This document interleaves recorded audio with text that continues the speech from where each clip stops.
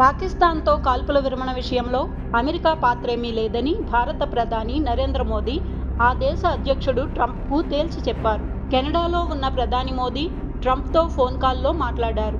ఈ సందర్భంగా cease fire విషయంలో అమెరికా ప్రమేయం ఎంతమాత్రమూ లేదని మోదీ సూటిగా చెప్పారు. ఆర్టిఫిషియల్ ఇంటెలిజెన్స్ పరిజ్ఞానం వల్ల తలెత్తుతున్న సవాళ్లు, డీప్ ఫేక్ల వ్యాప్తిపై ప్రధాని మోదీ తీవ్ర ఆందోళన వ్యక్తం చేశారు.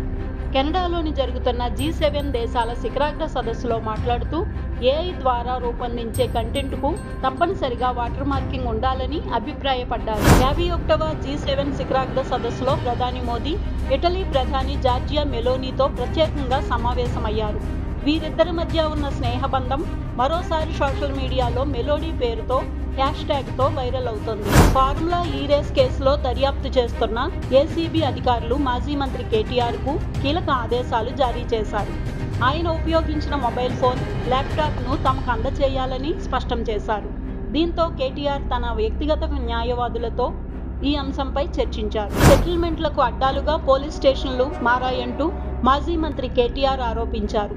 ఆత్మహత్య చేసుకున్న ఎంపీటీసీ కుంటయ్య కుటుంబాన్ని పరామర్శించిన ఆయన తాము 10 ఏళ్ల అధికారంలో ఉన్నప్పుడు కాంగ్రెస్ నాయకులు లాగా దిగజారి ప్రవర్తించలేదని చెప్పారు.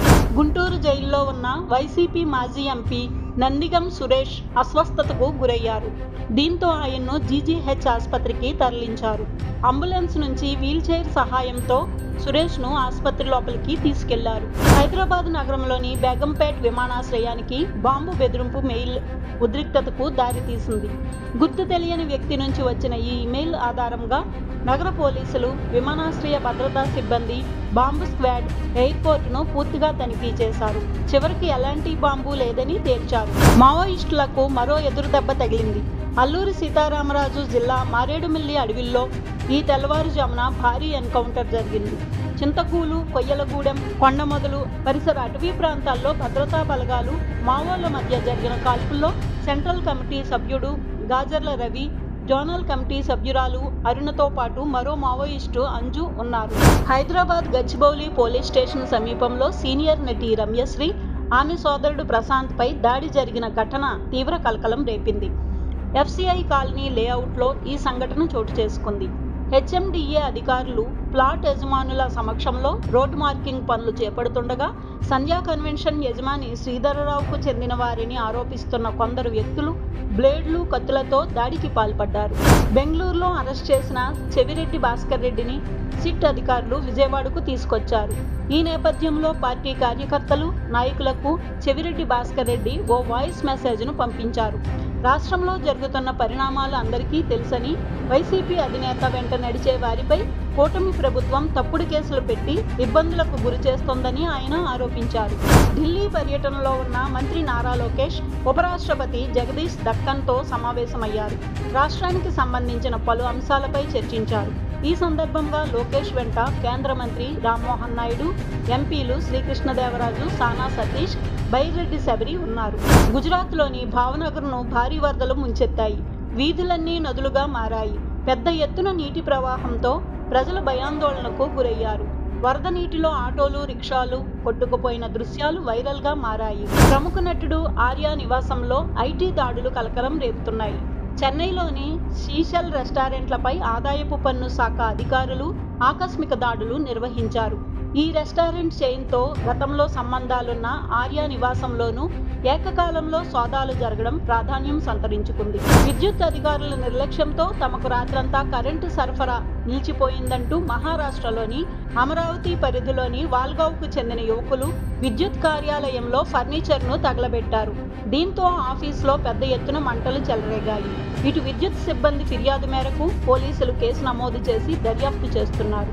అమర్నాథ్ యాత్రకు హాజరయ్యే యాత్రికుల భద్రత దృష్ట్యా జమ్మూ కాశ్మీర్ ప్రభుత్వ కీలక నిర్ణయం తీసుకుంది. అమర్నాథ్కు వెళ్లే అన్ని మార్గాలను జూలై 1 నుంచి ఆగస్టు 10వ తేదీ వరకు నో ఫ్లయింగ్ జోన్గా ప్రకటిస్తూ ఆదేశాలు జారీ చేసింది. ఈ రోజుల్లో డ్రోన్లు, బెలూన్లు, ఇతర విమానయాన సాధనాల వినియోగంపై పూర్తి నిషేధం విధించింది. ఇండోనేషియా లెవోటోబిలో లకీ అనే అగ్నిపర్వతం బద్దలయ్యింది. దీంతో దాని బూడిద ఏకంగా 53,000 అడుగుల అంటే దాదాపు 16 కిలోమీటర్ల ఎత్తుకు ఎగిసిపడింది. ఈ సంవత్సరం ఇంత పెద్ద మొత్తంలో బూడిద ఎగిసిపడడం ఇదే మొదటిసారి కాగా ఈ ఘటనలో పలు విమానాలు రద్దయ్యాయి. ఓ ఎయిర్ ఇండియా విమానం కూడా వెనక్కు మళ్లింది. యుద్ధం మొదలైందంటూ Iran supreme Ayatollah Ali Khamenei ప్రకటించారు. సోషల్ మీడియా వేదికగా ఆయన ఈ ప్రకటన చేశారు. ఎలాంటి కండిషన్లు లేకుండా లొంగిపోవాల్సిందే అని ట్రంప్ ప్రకటన వెలువడిన తర్వాత ఖమేనీ ఈ ప్రకటన చేశారు. తమ దేశ ప్రజలు తక్షణమే తమ స్మార్ట్ ఫోన్ల నుంచి వాట్సాప్ను తొలగించాలని ఇరాన్ ప్రభుత్వం ఆదేశించింది. వినియోగదారుల వ్యక్తిగత సమాచారాన్ని వాట్సాప్ సేకరించి ఇజ్రాయిల్కు చేరవేస్తోందని ఇరాన్ ప్రభుత్వం మీడియా సంస్థ ద్వారా విడుదల చేసిన ఒక ప్రకటనలో తీవ్ర ఆరోపణలు చేసింది. ఇరాన్, ఇజ్రాయిల్ మధ్య బాంబు మోత కొనసాగుతోంది.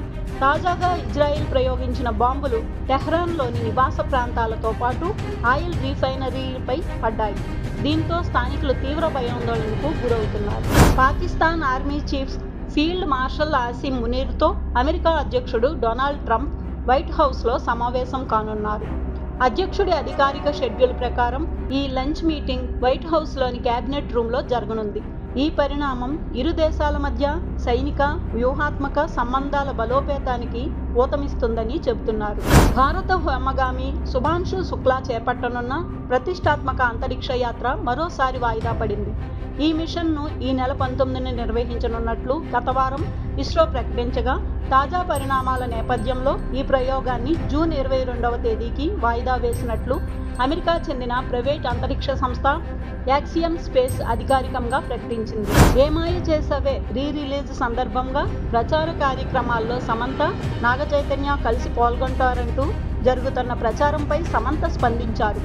ఇందులో ఎలాంటి వాస్తవం లేదని ఓ ఆంగ్ల వెబ్సైట్కి ఇచ్చిన ఇంటర్వ్యూలో శామ్ స్పష్టంగా చేశారు.